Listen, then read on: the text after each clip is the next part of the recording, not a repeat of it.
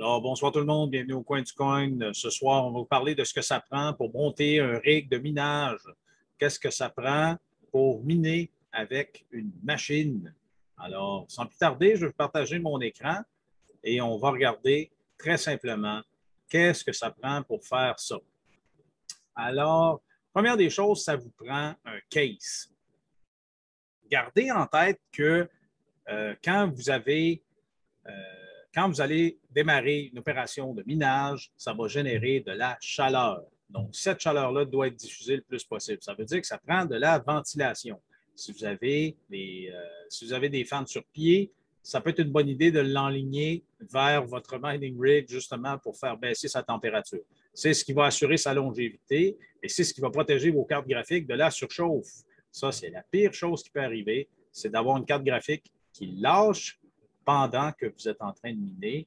Là, vous voyez des revenus qui descendent et c'est la catastrophe, c'est l'apocalypse. Ce que ça vous prend ensuite, après que vous ayez choisi votre case, ça vous prend un power supply, de préférence gold ou platine, parce que si vous allez en bas de ça, je pense que vous ne protégez pas votre investissement. Ça, c'est extrêmement important. Le courant qui va vers la carte graphique doit être de bonne qualité et régulier. Comme ça, vous évitez les problèmes qui peuvent arriver avec une alimentation qui ne répond pas aux standards nécessaires pour avoir un rig de minage qui va être durable.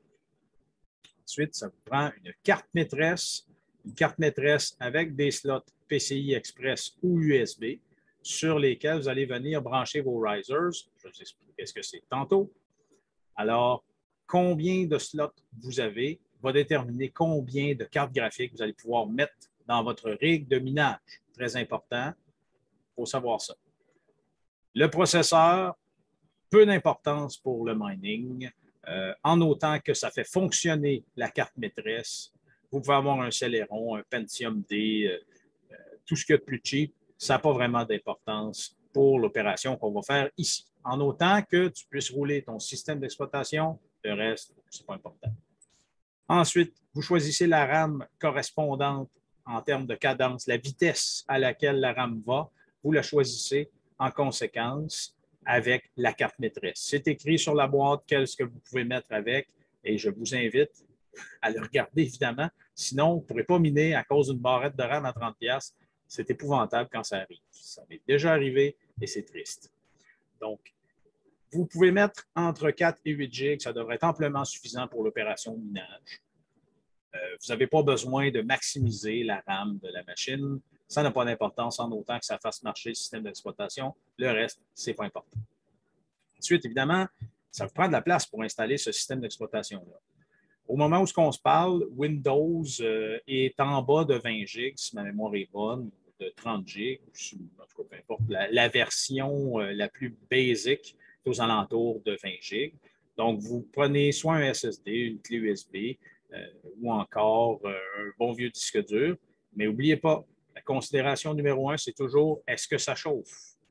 Si on regarde les SSD, très peu de chances que ça se mette à chauffer.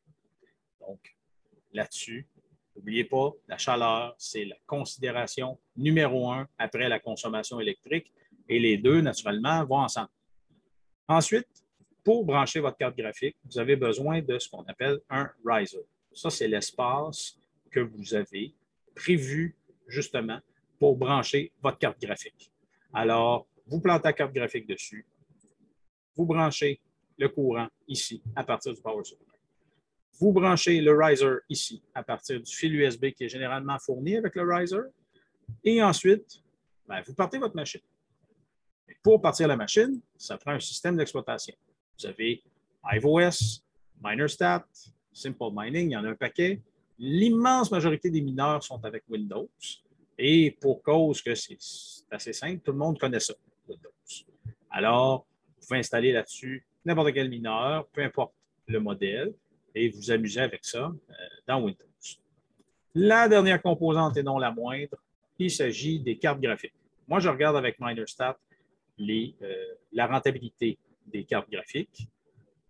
Et ça nous donne une idée de ce sur quoi on pourrait mettre la main, à quel point c'est rentable.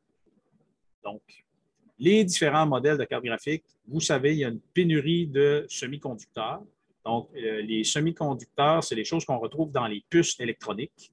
Et ces choses-là sont utilisées dans les voitures, sont utilisées dans les lave-vaisselle, sont utilisées dans à peu près n'importe laquelle composante électronique à laquelle vous pourriez penser. Et c'est une pénurie sans précédent. Donc, c'est pour ça qu'on a de la difficulté à mettre la main sur des cartes graphiques qui ont du bon sens.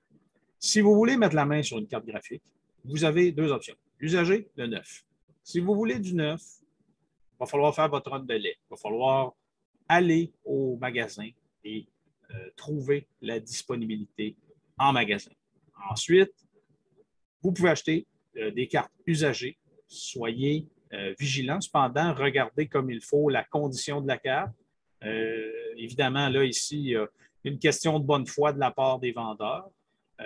Moi, honnêtement, j'en ai acheté plusieurs usagés et honnêtement, je n'ai jamais été déçu jusqu'à présent. On va toucher du bois. Et eh bien, c'est ça, vous devez faire la même chose. Moi, je vous conseille évidemment négocier ces prix-là parce que souvent, les cartes graphiques qui ont un certain âge, ils ont du vécu aussi. Donc, vous pouvez là-dessus négocier un peu sur le prix. Je vous le recommande fortement.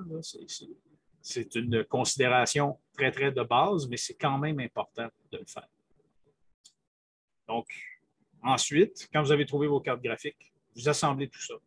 Vous branchez le power, vous startez la machine, vous installez le système d'exploitation, vous partez le logiciel de minage et hop, la magie des revenus passifs qui embarque. Donc, vous générez des revenus. C'est la mission même de ce canal-ci. Et vous, comment vous avez monté votre premier rig? Comment ça s'est passé? Parlez-moi de ça en commentaire. J'ai hâte de vous lire. Je vous invite à vous inscrire au canal et à partager la vidéo. Si le cœur vous en dit. Je vous souhaite une excellente opération de minage et surtout, je vous souhaite un excellent shopping pour trouver des morceaux pour monter votre premier rig. Bonne soirée.